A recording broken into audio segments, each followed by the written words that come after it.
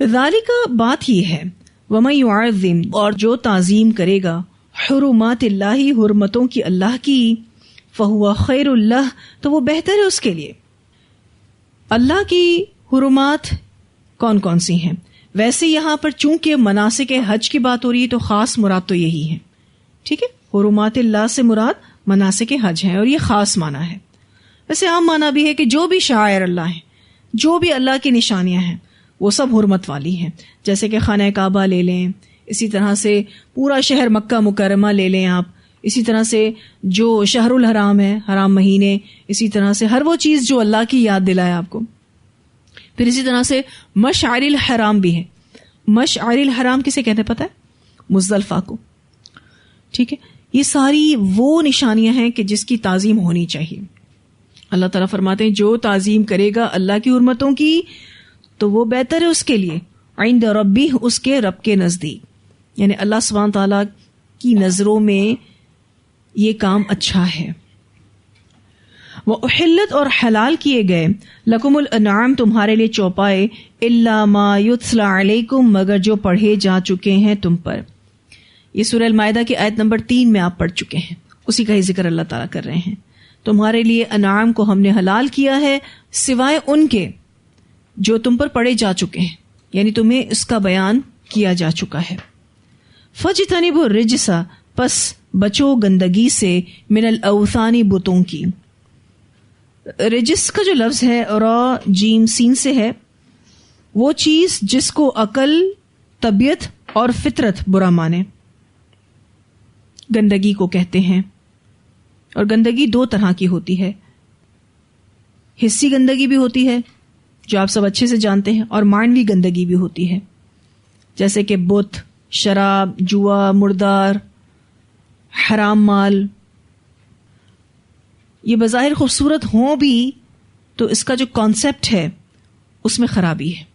یعنی یہ جتنی بھی چیزیں ہیں ان سب کو شریعت نے برا کہا ہے، دیکھنے میں وہ چاہے جتنی بھی خوبصورت کیوں نہ ہو۔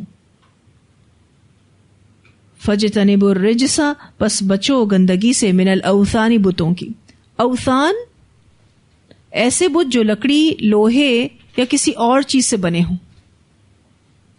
یہاں پر بتوں کی گندگی کی بات ہو رہی ہے کہ بتوں کی گندگی سے بچو، یعنی شرک سے بچو۔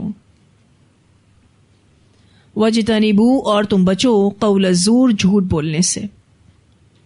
جیسے تم بتوں کی گندگی سے بچتے ہو ویسے ہی جھوٹ بولنے سے بچو۔ آپ دیکھیے کس بات کے ساتھ جھوٹ کا ذکر آ رہا ہے، کیونکہ اس دنیا کا سب سے بڑا جھوٹ کیا ہے؟ شرک۔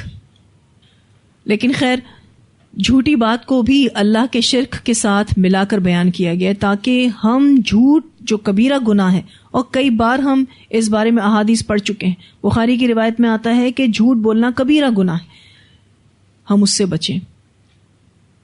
پھر اسی طرح سے بخاری کی روایت میں آتا ہے کہ جو شخص روزے کی حالت میں جھوٹ بولتا ہے تو اللہ تعالیٰ کو اس کے کھانے پینے چھوڑنے کی کوئی ضرورت نہیں ہے، پھر وہ کھانا پینا بھی نہ چھوڑے، یعنی وہ کھانا پینا چھوڑ کر تو اللہ کو راضی کرنے کی کوشش کر رہا ہے لیکن ساتھ میں وہ جھوٹ بول رہا ہے، تو ایسا بھوکا پیاسا رکھنے کی اللہ تعالیٰ کو کوئی ضرورت نہیں۔ تو جھوٹ کی جو بات ہے وہ بہت ہی زیادہ سینسیٹیو ہے۔ اللہ سبحانہ تعالیٰ فرماتے ہیں وَاجْتَنِبُوا اور تم بچو قول الزور جھوٹ بولنے سے۔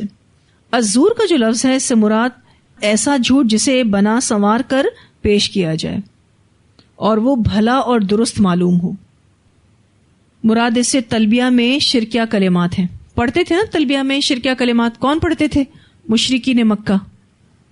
وہ تلبیہ پڑھتے تھے اس طرح سے، کہتے تھے لبیک لا شریک لک، ٹھیک ہے، یہ بولتے تھے۔ تو آپ صلی اللہ علیہ وسلم ان سے فرماتے تھے کہ ہلاکت تو تمہارے لیے یہیں تک رہنے دو، یہاں تک صحیح بول رہے ہو، لیکن پھر اس کے بعد یہ کہتے الا شریکن ہوا لک تملکہ وما ملک، سوائے اس شریک کے جو تیرا ہے، اس کا مالک بھی تو ہے اور وہ کسی چیز کا مالک نہیں۔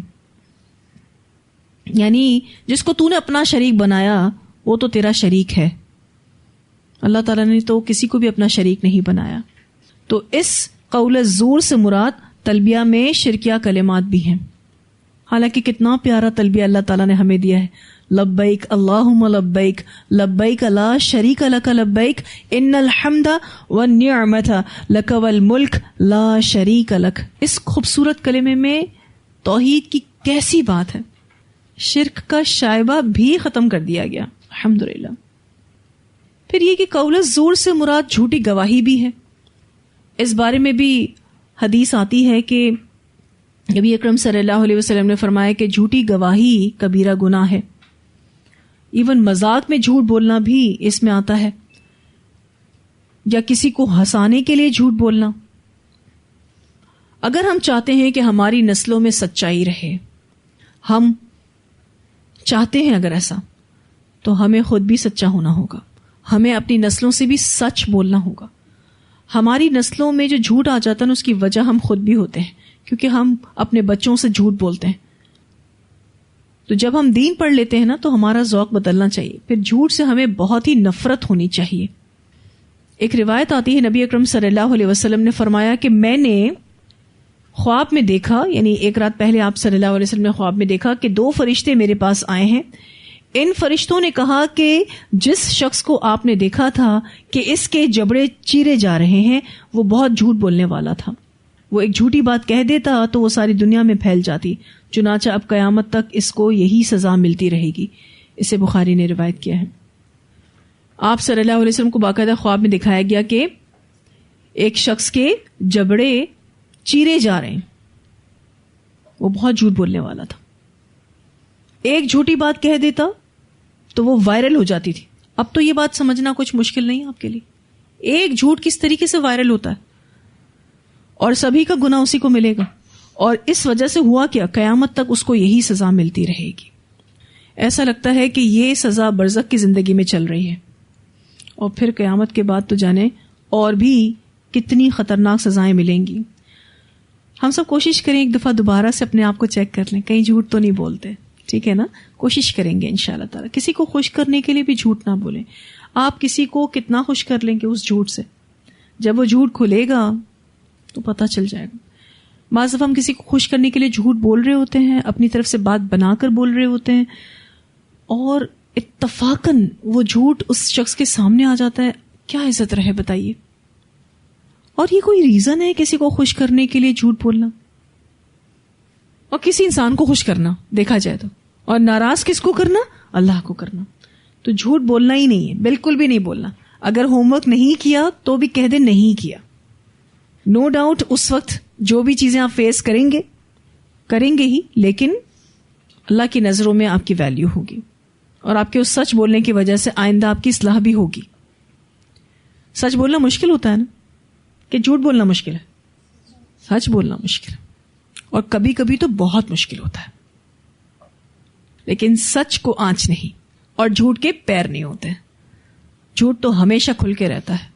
اور وہ حدیث میں آتا ہے نا کہ اللہ سبحانہ تعالیٰ کسی انسان کے سچ بولنے کی وجہ سے اس کو اپنے پاس کیا لکھ دیتے ہیں, صدیق لکھ دیتے ہیں. سبحان اللہ, اللہ تعالیٰ ہمیں ان لوگوں میں سے کر دیں, آمین. حنفاء للہ, یکسو ہو کر اللہ ہی کے لیے, یعنی استقامت اختیار کرو. اللہ تعالیٰ یہاں استقامت کا سبق دے رہے ہیں. اور جو شخص جھوٹ سے نکلتا نا, پھر استقامت اسی کو ہی نصیب ہوتی ہے. حنفاء للہ, یکسو ہو کر اللہ ہی کے لیے, غیر مشرکین بھی, نہ شرک کرنے والے ساتھ اس کے, یعنی توحید پر ہی رہو. توحید ہی بھلے کی چیز ہے.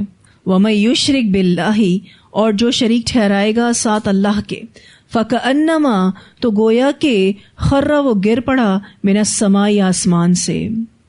اب یہاں پر ایک مشرک کی مثال بیان کی جا رہی کہ مشرک کی کیا حالت ہوتی ہے. جو اللہ کے ساتھ شریک ٹھہرائے گا تو گویا کہ وہ گر پڑا آسمان سے. فَتَخْطَفُهُ الطَّيْرُ, تو اچک لیا اس کو پرندوں نے. او, یا تہوی, پھینک دیتی ہے, بھی ریح, اس کو ہوا, فی مکان سحیق, ایک دور کی جگہ میں. جو شخص بھی اوپر سے گرتا ہوا نظر آئے, کیا محسوس ہوتا ہے؟ بے سہارا ہے. ٹھیک ہے. اور اسی طرح سے ہمیں یہ فیل ہوتا ہے کہ اب اس کے بچنے کی کوئی امید نہیں ہے, اور دیکھ کر خوف بھی آتا ہے. اچھا, جو گر رہا ہوتا ہے اس کے بھی یہی احساسات ہوتے ہیں کہ میرے پاس کوئی سہارا نہیں ہے. ٹھیک ہے. اور بچنے کی کوئی امید نہیں ہے, اور اسے خوف بھی لاحق ہوتا ہے. لیکن یہاں مثال اللہ تعالیٰ مشرک کی دے رہے ہیں کہ مشرک ایسا ہے کہ جیسے آسمان سے گرا اور اس کو پرندوں نے اچک لیا. ویسے بھی آپ دیکھیں کوئی بھی اڑتی ہوئی چیز ہوتی ہے ان کو عقاب اچک لیتے ہیں. عقاب کی جو نظر ہوتی ہے نا وہ اڑتی ہوئی چیزوں پر بہت ہوتی ہے. کبھی آپ نے گوشت کا ٹکڑا اڑایا ہو, کیسے اچکتے ہیں, کہاں سے آتے ہیں, کدھر سے آتے ہیں, سمجھ ہی نہیں آتی, جھنڈ کے جھنڈ آ جاتے ہیں. ویسے ایسا کرنا نہیں چاہیے. اس طرح کرنے سے آپ کو پتا ہے بہت سارے لوگوں کو نقصان ہو جاتا ہے. ابھی بات نکلی ہے تو میں اس حوالے سے بھی اصلاح کر دوں کہ بہت سارے لوگ جو ہے وہ پرندوں کو کھانا کھلانا چاہتے ہیں. ٹھیک ہے, اچھا کام ہے, نیکی کا کام ہے, آپ کھلائیں, لیکن آپ پبلک پلیس پر اس طرح کی چیزیں اڑائیں گے ہوا میں تو آپ کو بھی نقصان پہنچ سکتا ہے. اور بہت سارے لوگ تو اپنی بالکنی سے اڑاتے ہیں تو نیچے جو لوگ ہوتے ہیں نا سڑک پر وہ خطرے میں ہوتے ہیں.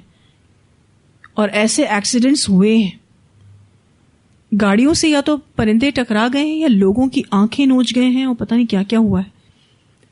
تو اس طرح کی نیکی نہ کیا کریں کہ انسانوں کو نقصان پہنچے.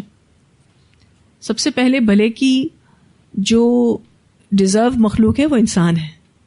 ٹھیک ہے, چلیں اگر آپ کوئی کھلانا چاہتے ہیں, اگر کوئی بھی یہ نیکی کرنا چاہتا ہے تو بے شک کرے, لیکن اس میں کسی کا نقصان نہیں ہونا چاہیے. خیر, یہاں بات ہو رہی تھی مشرک کی مثال کی. تو جو بھی اوپر سے گرتا ہے, کوئی بھی چیز اوپر سے گرے تو عقاب کی نظر اس پر ہوتی ہے یا چیل کووں کی نظر اس پر بہت ہوتی ہے. تو یہاں بات ہو رہی ہے تو اچک لے اس کو پرندے. یا پھر کیا ہوتا ہے کہ تیز ہوا چل رہی ہو تو ہوا اس کو ادھر سے ادھر پھینک دے. کہنے کا مقصد یہ ہے کہ جو بھی شرک کرتا ہے وہ مکمل خسارے میں ہے. جیسے کوئی اوپر سے گر کر صحیح سلامت نہیں بچ سکتا, اسی طرح جب کوئی انسان اللہ کو چھوڑ کر کسی اور سے امیدیں رکھتا ہے, کسی اور پر بھروسہ رکھتا ہے, اس کو نفع و نقصان کا مالک سمجھتا ہے, تو اس کو خسارے کے سوا کچھ نہیں ملنے والا, وہ ہلاکت میں مبتلا ہوگا.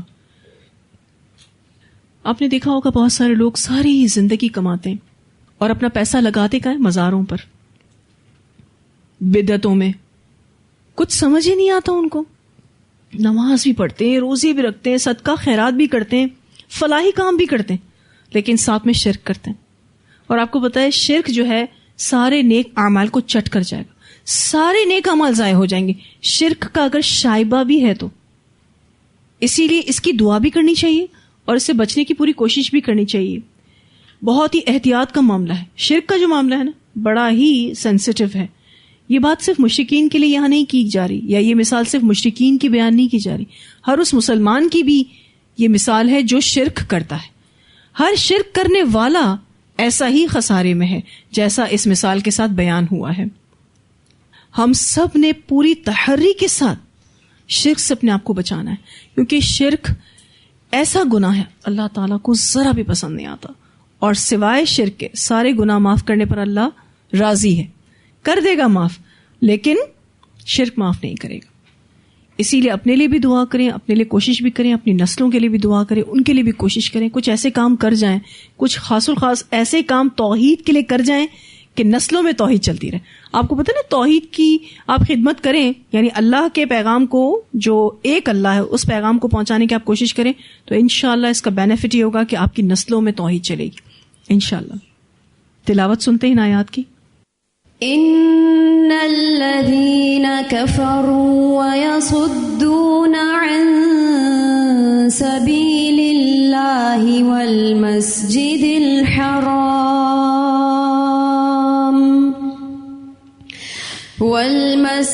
الحرام الذي جعلناه للناس سواء العاكف فيه والباد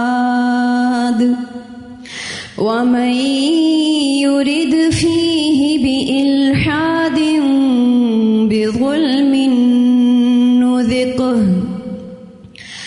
نذقه من عذاب أليم. وإذ بوأنا لإبراهيم مكان البيت ألا تشرك بي شيئا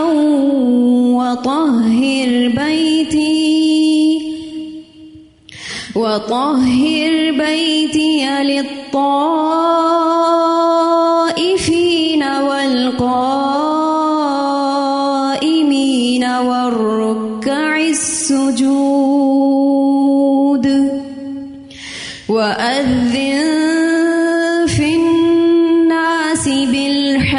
يأتوك رجالا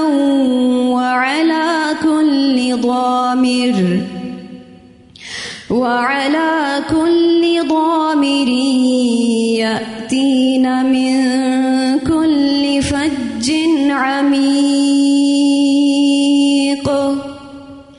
ليشهدوا منافع لهم ويذكروا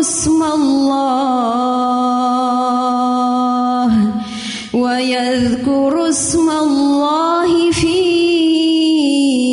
أيام معلومات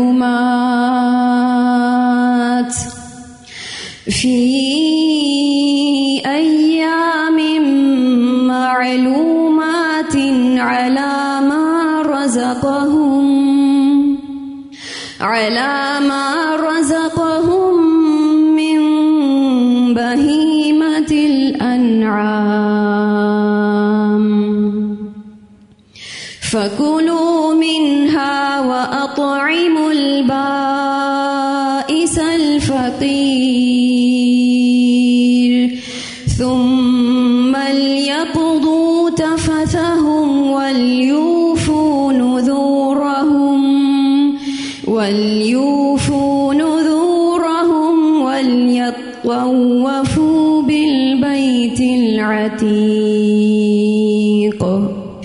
ذلك ومن يعظم حرمات الله فهو خير له عند ربه وأحلت لكم الأنعام إلا ما يتلى عليكم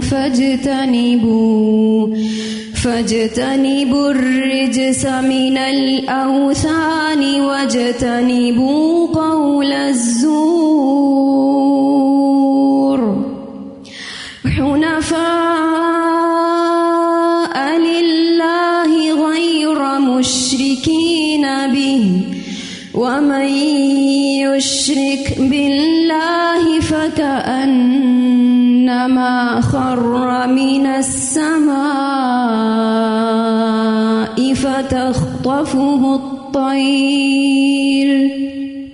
فتخطفه الطير أو تهوي به الريح في مكان سحيق